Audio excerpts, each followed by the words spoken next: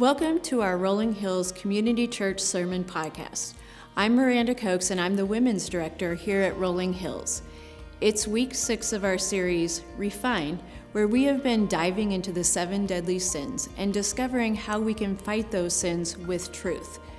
Today, the sin we're zeroing in on is envy, or that feeling of discontentment or resentment caused by someone else's possessions, qualities, life situation, the list goes on. God doesn't want us to live in this place of envy. He's given us life to the full found in Him, and we can fight envy with gratitude and contentment found in Christ alone. It's time we started fighting, so join us as we learn how to do that today. We're so glad you're here.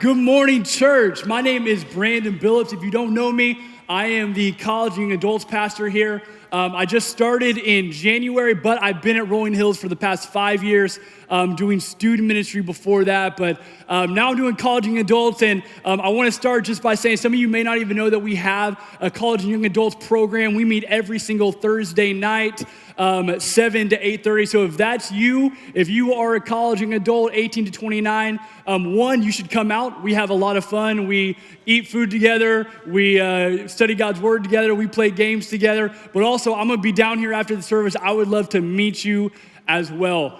So enough shameless promotion about the young adults ministry. There's free food. We are in a series called Refine, and we've been going through, I think this is week 6 of this series. And I'm going to start by talking about an illustration that Jeff has been using that is so good, and I'm just going to steal it and reuse it because it's so good. He talked about a goldsmith. When a goldsmith is refining gold and burning off the impurities in the gold, he knows that gold is finally finished, finally refined, when he can see his reflection in the gold. And this is exactly what God is doing with us when He is refining us. This is what Jesus is doing when He is refining us. We're trying to look more and more like Jesus. We've been talking about the 7 deadly sins. It's important to remember that these are the 7 deadly sins, but all sin is deadly.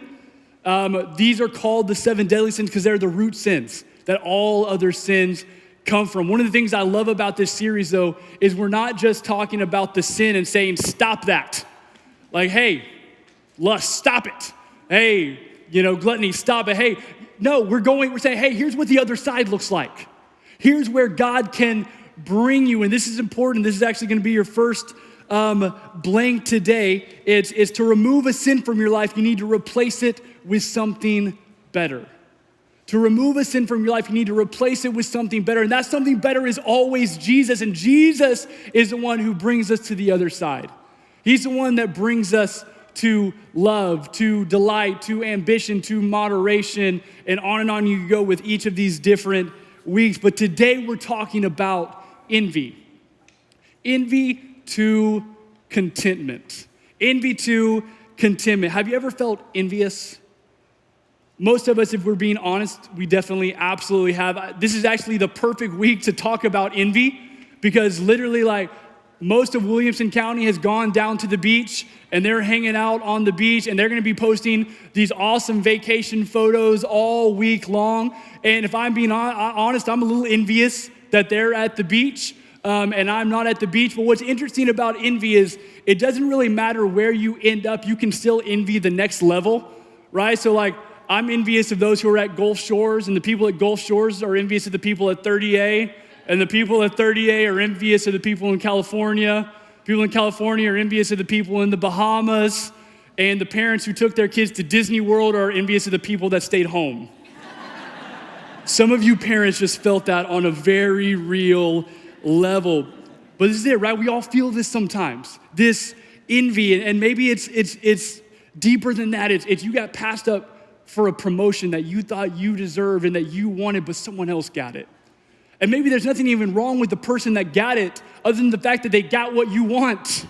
And they're the person that stood in the way of you getting it. And so now maybe some resentment has built up towards that person. Maybe there's a little part of you rooting for that person to fail so you can go, I told you, I was the right choice. Maybe there's a skill or an attribute that you wish you had that you don't have. I wish I could sing. I wish I could get up here with the worship team every week and just like rock out with them. They're incredible, but I can't sing. And I know I can't sing because I've heard my voice, I've heard their voice, and I've compared them. They're not the same. They're not on the same level. And so I've got two choices. I can either dislike them because they have what I want, or I could celebrate them for the way God has made them. So I've chosen to dislike them. I'm kidding, I love them. Aristotle said it this way: envy is pain at the sight of another's good fortune, stirred by those who have what we ought to have. What others have that we ought to have. So maybe there's people in your life and you go, man, why can't I look like that? Or maybe someone's like, why did they get that car, that job, that life? Maybe you've got a neighbor whose house looks like Chip and Joanna threw up inside of it. You're like, why? That doesn't look like my house. Maybe other people have better behaved kids. Or you're out there, maybe you're living a little bit vicariously through your kids, and you're like, man, why is that kid better at sports than my kid? Envy. You know, there's situations where maybe you're happy with the salary you have until you find out what a colleague made. Then all of a sudden you're no longer happy with that salary. Envy, there's so many different examples of how we can become envious and resentful towards other people. But today, here's what I want us to do. As we look into God's word, into scripture, we're gonna see what God's word has to say and how he can take us from envy to contentment, a life of peace and contentment. Let me pray for us, and then we're gonna dive in to God's word. God, we love you. We ask you that you open up your word to us today, that you would speak to us, that you would convict us where we need to be convicted, God, and that you would lead us from envy into contentment, God. God, let me get out of the way and just speak to every single one of us in only the way that you can, God. Is in Jesus' name we pray, amen. All right, we're in Proverbs today, Proverbs 14:30. Here's what it says. A heart at peace gives life to the body, but envy rots the bones. A heart at peace gives life to the body, but envy rots the bones. And so you can see the comparison here of a heart with like life, right? Like you're living, you're happy, you're joyful, there's life, or man, it's rotting you from the inside out. And that's what envy can do. You ever notice that some people just seem like they just have a light in their eyes? Like you can just, every time you see them, you're like, they are filled with joy, they are filled with love, they are filled with life. You can just see it in their eyes, right? It's like the inside's coming out. I think that's a heart of peace. I think what you're seeing is people are at a heart of peace, but on the flip side, maybe you can also see in people's eyes, maybe like, oh man, they're struggling. I don't know what it is, but they're struggling with something. There's something on the inside struggling. And we can see in this verse, it says, envy rots the bones. It drains you from the inside out. It hurts you, not the person you're envious of. It hurts you. There's a quote, and I don't know who said it because it's attributed to like 12 people, but here's what it says. It says, resentment is drinking poison and hoping someone else dies. Drinking poison and hoping someone else dies because it doesn't hurt that person, it only hurts you. And so today I want to accomplish three things. I want to talk about the cause, the cost, and the cure of envy. And we're gonna start with the cause. Why do we feel this? And we're gonna jump over to James 3:13 through 16. Here's what it says. Who is wise and understanding among you? Let them show it by their good life, by deeds done in humility that comes from wisdom. But if you harbor bitter envy and selfish ambition in your hearts, do not boast about it or deny the truth. Such wisdom does not come down from heaven, but is earthly, unspiritual, and demonic. For where you have envy and selfish ambition, there you find disorder and every evil practice. James, by the way, is a book of the Bible that is very much a refining book of the Bible. It's not, hey, do these things and God will love you, right? We are saved by grace and grace alone, but this is a book, it's James saying, hey, if you want to be more like Jesus, do these things. And that's what this whole series is about. It's about being refined. And he starts here by asking this question, who is wise and understanding among you? You can imagine being in a big room asking that question and people raising their hands like, oh yeah, it's me. I'm the wise one. Here's what he says. Listen, show it by your good life, by deeds done in humility that comes from wisdom. Here's your next blank. Wisdom is always shown through humility. Wisdom is always shown through humility. I know we're hitting pride and humility next week, but as you're gonna find out, all of these sins are connected to pride. All of these sins are connected to humility and to each other, and envy is no exception. So what does this look like? It looks like, hey, I don't need that fancy car to make me feel worthy. I don't need that promotion to make me feel worthy. I don't need that achievement, that thing, that stuff, that status to make me feel worthy. Look at verse 14. It said, but if you harbor bitter envy and selfish ambition in your hearts, do not boast about it or deny the truth. Such wisdom does not come from heaven, but is earthly, unspiritual, and demonic. So we can see there is a type of wisdom that does not come from God, and it's unspiritual and demonic. So there is an earthly wisdom that is unspiritual and demonic. So what might some of this wisdom look like that we see from the world? Some that just comes right to my head is like, follow your heart. Follow your heart, or this is my truth, right? You hear that a lot, this is my truth, or karma would be wisdom of the world, or for envy, it might look like, I deserve that. I deserve whatever that thing is, or maybe it's someone else failing is gonna make me feel better. It's gonna make me feel whole. It's gonna prove that I was right. And that's what's gonna finally make me feel worthy. Look at verse 16. For where you have envy and selfish ambition, there you have disorder and every evil practice. Disorder and evil practice come from envy and selfish ambition. This is a telling verse because you can kind of turn this backwards. And if there's a place in your life where you were seeing disorder, dysfunction, whatever it is, you can probably trace it back to some kind of envy or selfish ambition in your life or in somebody else. You know, selfish ambition, like not being grateful for what God has done in our lives, or believing that stuff, things, material, whatever it is, will finally make us happy. Have you noticed that all of the 7 deadly sins are about me?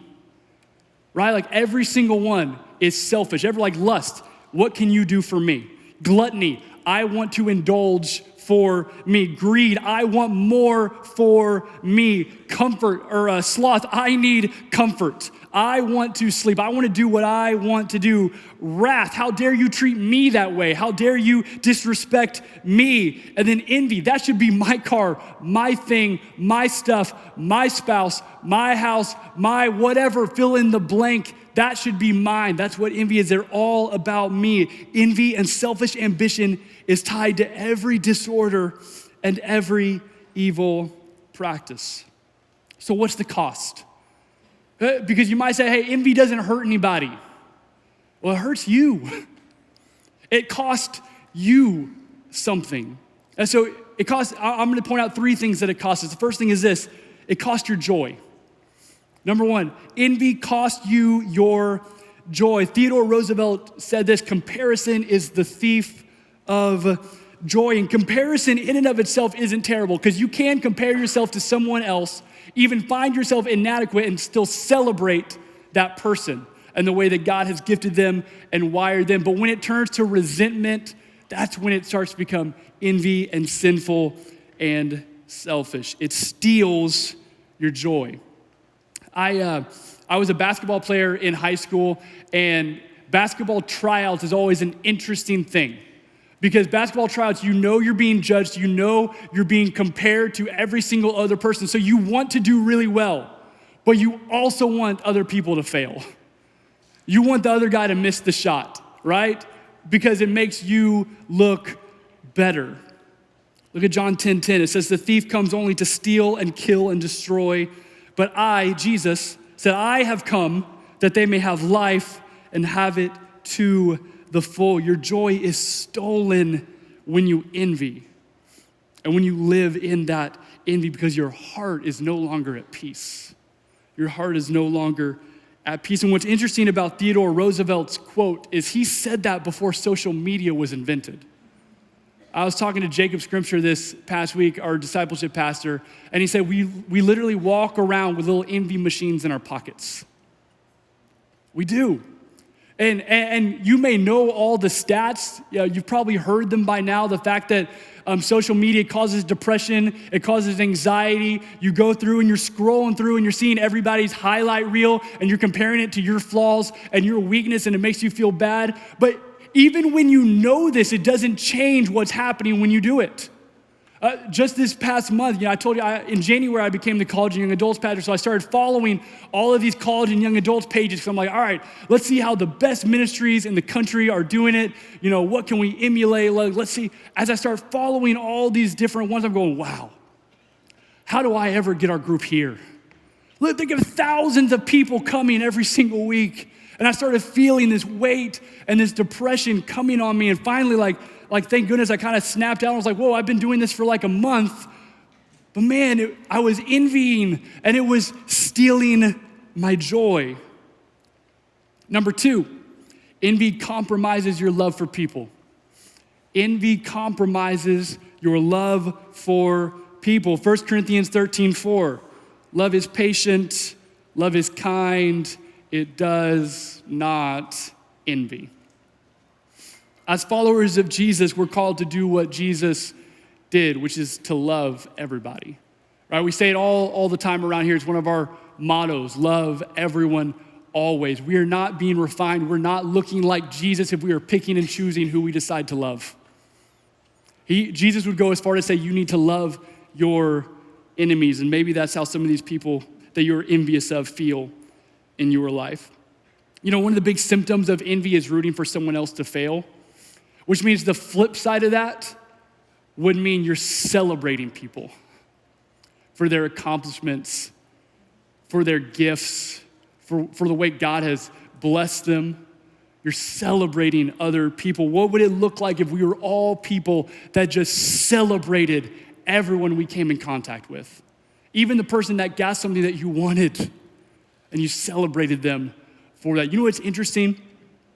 None of us are gonna run into anybody today or this week or this month that is over-encouraged.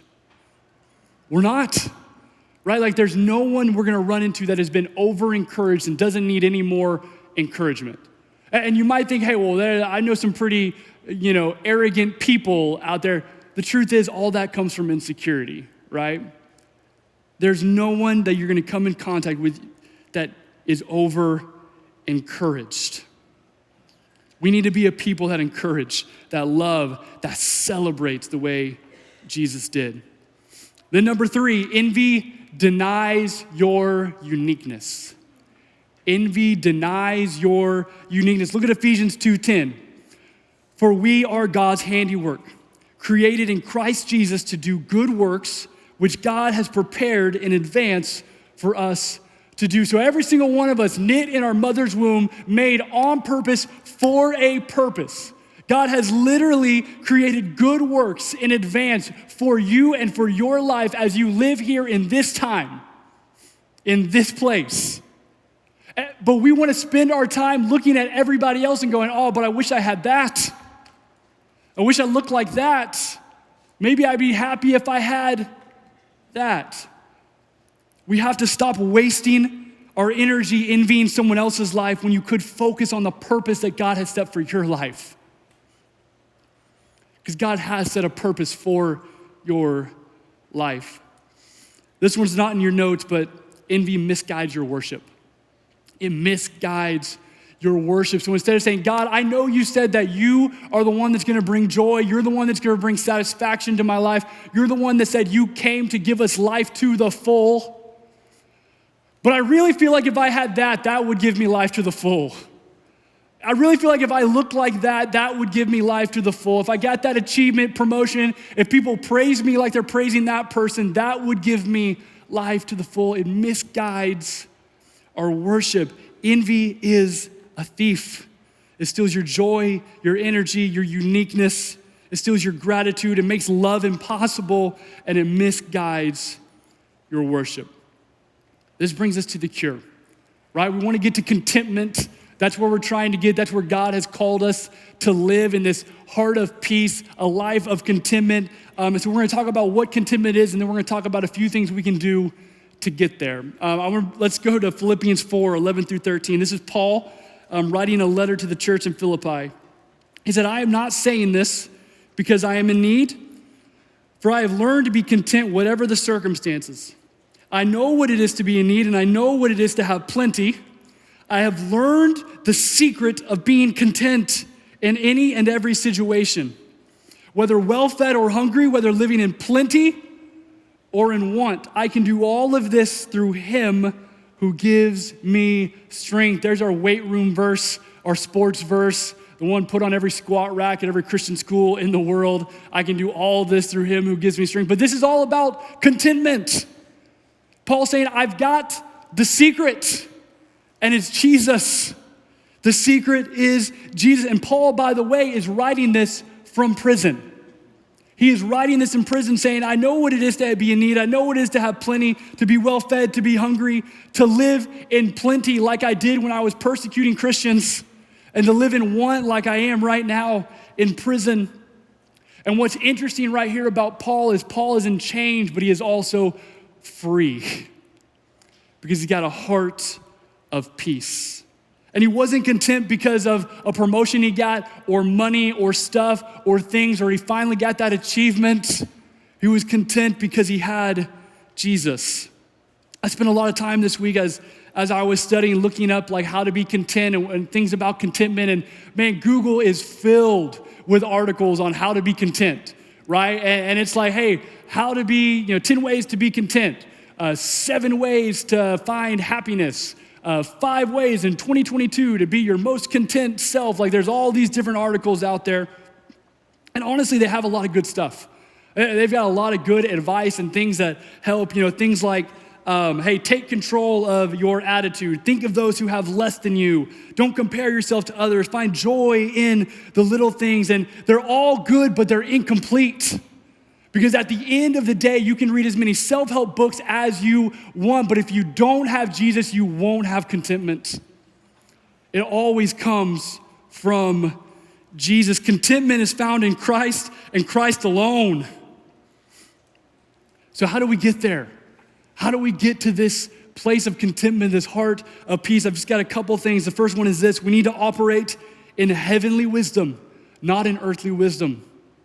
We need to operate in heavenly wisdom, not in earthly wisdom. It's the Bible. This is where we get this wisdom from. We read a passage in James earlier about earthly wisdom being unspiritual and demonic. Here's what the next verse says about heavenly wisdom. But the wisdom that comes from heaven is first of all pure, then peace-loving, considerate, submissive, full of mercy and good fruit, impartial and sincere. Peacemakers who sow in peace reap a harvest of righteousness. Look at that, peace-loving, considerate, full of mercy, impartial, sincere. It's a lot of it is kindness, which is the next thing that we need to practice. And kindness places the desire to help others above the need to supersede them. Kindness places the desire to help others above the need to supersede them. So how can you be kind to the person that you envy?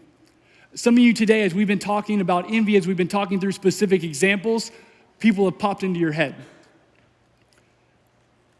That's not an accident. That's the Holy Spirit. And I think what God is doing is God's calling you to say, hey, you need to be kind to this person. You need to love this person. You need to encourage this person. You need to celebrate this person.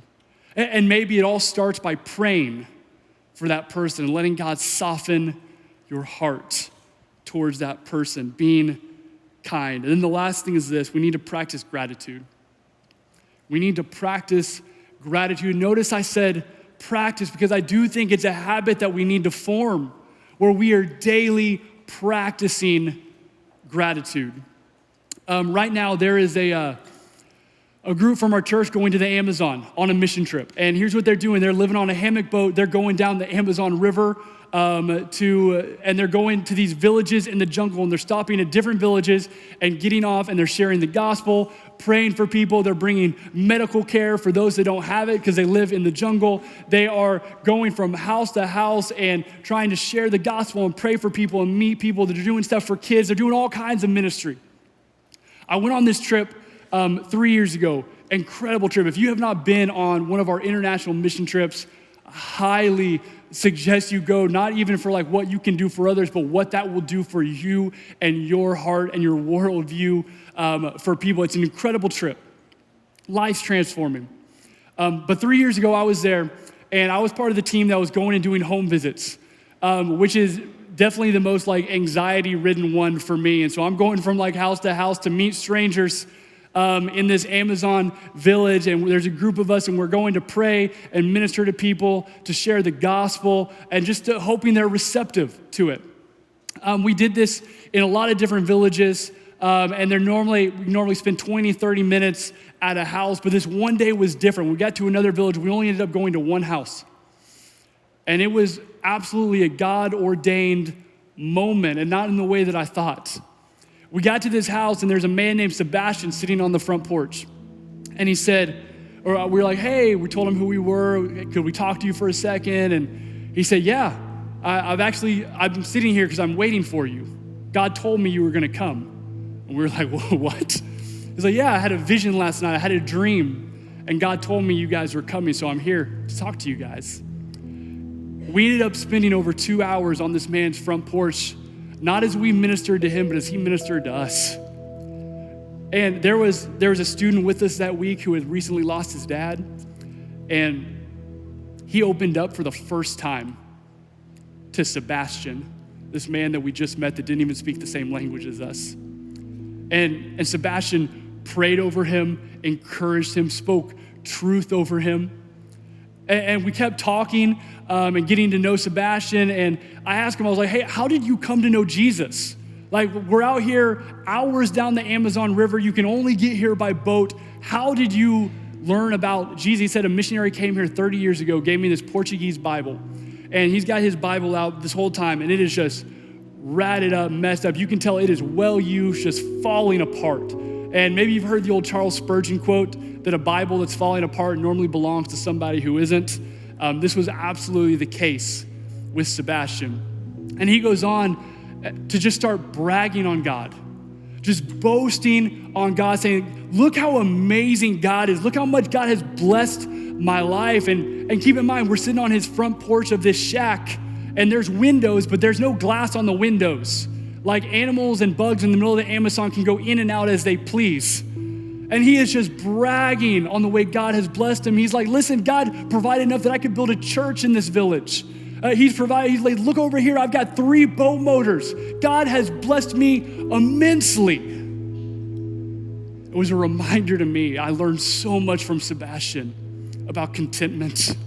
It doesn't come from stuff, it doesn't come from money, it doesn't come from situation. It came from Jesus for him. It came from Jesus. And for me, when I think about the way God has blessed me, when I think about my life, when I think about my family and my kids and my life and all the hard times I've been through, the tough times, the scary times, the stressful times, and God has brought me through it. The way he has provided and healed in so many different ways in my life. When I am in that place, there is no room left for envy in my heart, because I'm just so filled with gratitude for God and who he is and the way that he has provided for me and my family. When I think about the way that like the God of the universe wants a relationship with me. Like, I know me. I know my weaknesses, I know my flaws, I know my struggles, and the God of the universe wants a relationship with me. The fact that Jesus came to this earth to die for me. The fact that when Jesus was on that cross, he knew about all the sins that I was going to commit and said, you're worth it. If I have Jesus, what do I have to be envious of? Let's pray. God,